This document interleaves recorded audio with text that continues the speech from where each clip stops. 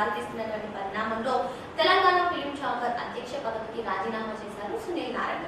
So తన రాజీనామాకు వ్యక్తిగత కారణాలే అంటూ కొన్ని కీలక కామెంట్స్ కూడా చేశారు. సో తన రాజీనామా లెటర్ ని ఈమెయిల్ ద్వారా ఫిలిం ఛాంబర్ కి పంపించినటువంటి నేపథ్యం. సో అంతేకాకుండా తన వ్యక్తిగత అంటే నా ఆరోగ్యం బాగుండట్లేదు అని చెప్పడమే కాకుండా కార్యవర్గ సభ్యులను కొందరిని సంతోషపరచడానికి పనిచేయాల్సి వస్తుంది, అలా నేను చేయలేను అంటూ ఆయన కీలక కామెంట్స్ చేయడం ఇప్పుడు మరో చర్చకు దారితీసింది. అంతేకాకుండా నా ఆరోగ్యం కూడా బాగుండట్లేదని చెప్పడం జరిగింది. ఏదేమైనప్పటికీ పర్సంటేజ్ విధానం ప్రస్తుతం తీవ్ర చర్చనీయాంశంగా మారుతున్నటువంటి నేపథ్యంలో ఇప్పుడు సునీల్ నారాయణ చేసినటువంటి రాజీనామా కూడా పెద్ద చర్చకు దారితీస్తుందని చెప్పుకోవచ్చు. ఏదేమైనప్పటికీ అటు సింగిల్ స్క్రీన్ పర్సంటేజ్ విధానం ముదురుతున్నటువంటి నేపథ్యంలో అటు నిర్మాతలు డిస్ట్రిబ్యూటర్ల మధ్య కాన్వర్సేషన్ కూడా జరిగింది, ఫిలిం ఛాంబర్ లోనే మీటింగ్స్ కూడా జరిగాయి. ఇటువంటి నేపథ్యంలో ఇప్పుడు ఈయన రాజీనామా చేయడం అయితే పెద్ద చర్చకు దారితీస్తుందని చెప్పుకోవచ్చు. సో నా వ్యక్తిగత కారణాలు ప్లస్ ఆయన చేసినటువంటి కార్యవర్గ సభ్యులను సంతోషపరిచే విధంగా మేము పనిచేయలేమంటూ చేసినటువంటి కామెంట్స్ అయితే ప్రస్తుతం వైరల్ గా మారాయి.